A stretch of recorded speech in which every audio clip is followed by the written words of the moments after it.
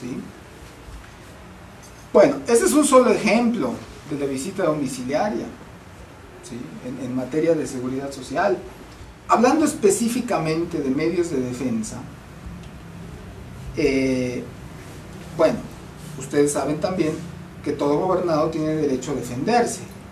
Estamos en un Estado de Derecho, y el Estado de Derecho, en una de sus acepciones, se entiende como aquel conjunto, ¿sí?, de gobernados y gobierno, en el cual los gobernados tienen al alcance medios o instancias para hacerlas valer en contra de ¿qué? De los actos de la autoridad.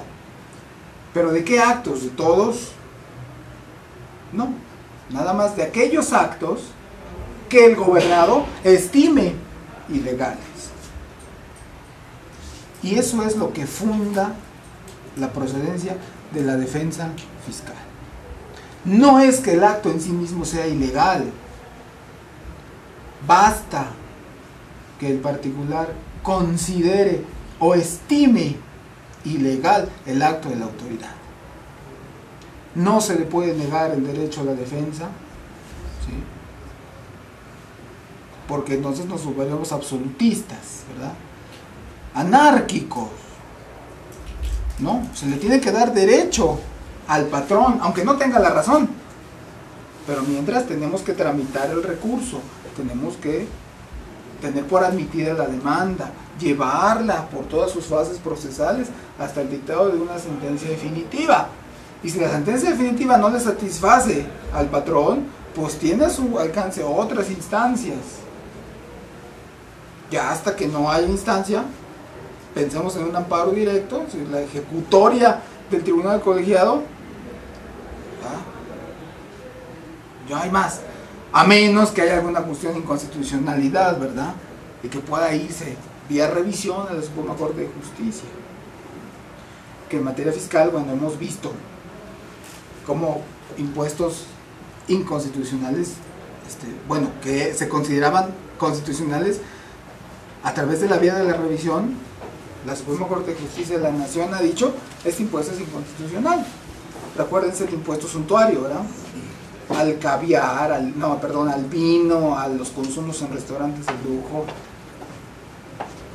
inconstitucional, violatorio de la garantía de proporcionalidad y equidad de la que habla el artículo 31, fracción cuarta.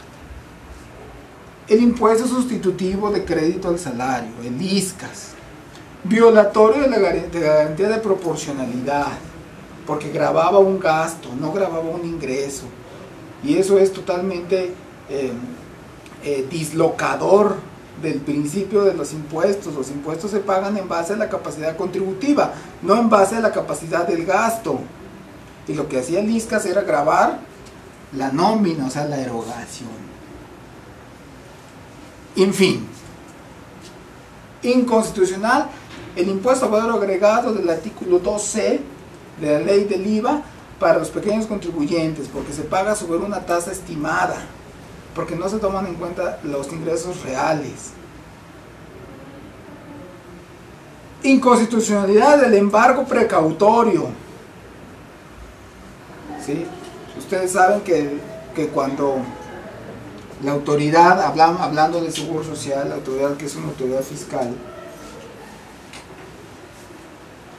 visita y ve al patrón, y si la autoridad estima que el patrón va a dilapidar sus bienes, dice el Código Fiscal, con riesgo de que enajene o dilapide sus bienes, va a decir el Seguro Social, pues ¿con qué me vas a pagar? Pues te voy a determinar un crédito fiscal y no me lo vas a pagar. Entonces, embargo precautorio, dijo la Corte, es inconstitucional, porque no hay un crédito en cantidad líquida. Y si no hay un crédito en cantidad líquida, pues todavía no sabes si te debe o no te debe. Entonces, ¿por qué le estás embargando? Lo mismo para cuentas bancarias, ¿verdad? Congelamiento de cuentas bancarias. Yo no tengo un crédito fiscal todavía a cargo. A lo mejor ni te debo. A lo mejor voy a salir tablas, ¿verdad?, como decimos. Y ya me estás embargando. Entonces, inconstitucional el embargo precautorio. Y así podemos ir recorriendo la historia de cómo ha sido la actuación de nuestros medios de defensa y de las autoridades encargadas de resolverlas, y podemos darnos cuenta que no ha sido muy afortunada la autoridad fiscal, entiéndase Instituto Mexicano del Seguro Social, SAT, Infonavit, Secretaría de Finanzas. No ha sido muy afortunada en los litigios. Esto tiene su razón de ser. Yo les puedo contar, por haber estado en las entrañas del monstruo, ¿verdad? Dicen, que la autoridad fiscal poco había hecho hace algunos años por profesionalizar a su personal. Entonces, como les decía al principio, el juicio fiscal no es fácil. Luego entonces, pues imagínense defenderlo, ¿no? Defender un crédito fiscal estando del lado de la autoridad. Pues de repente, pues ¿de qué me hablas? ¿No? Si ya de por sí la formación del abogado no es muy benéfica en cuanto a la cuestión administrativa, que hay grandes maestros aquí en la ciudad de Puebla en derecho fiscal y administrativo, pero no alcanzan para tantos estudiantes. Si ya de por sí como que la materia administrativa, y que no es así, ¿no? Pero le tenemos como que cierto respeto porque la vemos como que, ¿y esto con qué se come? Pues imagínense las autoridades, ¿no? Que tenían a gente resolviendo recursos de inconformidad, pues que eran, con todo el debido respeto naturalmente, que eran contadores, que eran arquitectos, ¿sí? Pero su formación no era jurídica. Entonces no quiero contarles, en los juicios de nulidad ante el tribunal, en ese entonces Tribunal Fiscal de la Federación, pues era nulidad de las actuaciones casi siempre, ¿sí? Esto ha venido cambiando a través de los años. Hoy hay que reconocer que el Servicio de Administración Tributaria y Instituto Mexicano del Seguro Social se han preocupado por profesionalizar a sus integrantes. Y ahora ya tenemos juicios fiscales, recursos administrativos un poco más parejos. Ahora sí ya podemos empezar a hablar del tú por el tú. Y entonces ese es el reto para todos ustedes, ¿no? Pues ahora sí, el que esté más preparado, como siempre ha sido, ¿no? El que esté más preparado, ¿verdad? El que domine, el que tenga amplio dominio del tema, pues va a ser el que sobresalga, ¿sí? Y eso les hablo de magistrados, de jueces naturalmente, de secretarios de acuerdos, de abogados litigantes y de abogados de la autoridad. Todo sea por el conocimiento jurídico, se vale.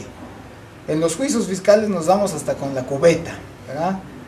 Pero ya cuando los encontramos en el pasillo, el licenciado, ¿cómo está? ¿Cómo está? Bien, bien, qué bueno. ¿Cómo estás? Excelente. ¿Cómo le pinta la vida? Muy bien, igualmente. ¿Sí? Pero en el papel, ¿sí? Y es parte de la pasión de defender lo que creemos que es justo. Y yo creo que es totalmente válido. Bueno, regresando a la posibilidad que tiene el patrón, les decía yo, no basta que el patrón, es decir, no se necesita, no es requisito para presentar un recurso o un juicio que el acto sea ilegal. A lo mejor puede estar muy bien fundado, sí, pero lo que le da la acción al patrón para impugnar los actos del IMSS, pues es que él estime que los actos son ilegales. Esto, naturalmente, ha venido a entorpecer un poco los medios de defensa, porque ahora pues tenemos empresas cuya práctica es impugnar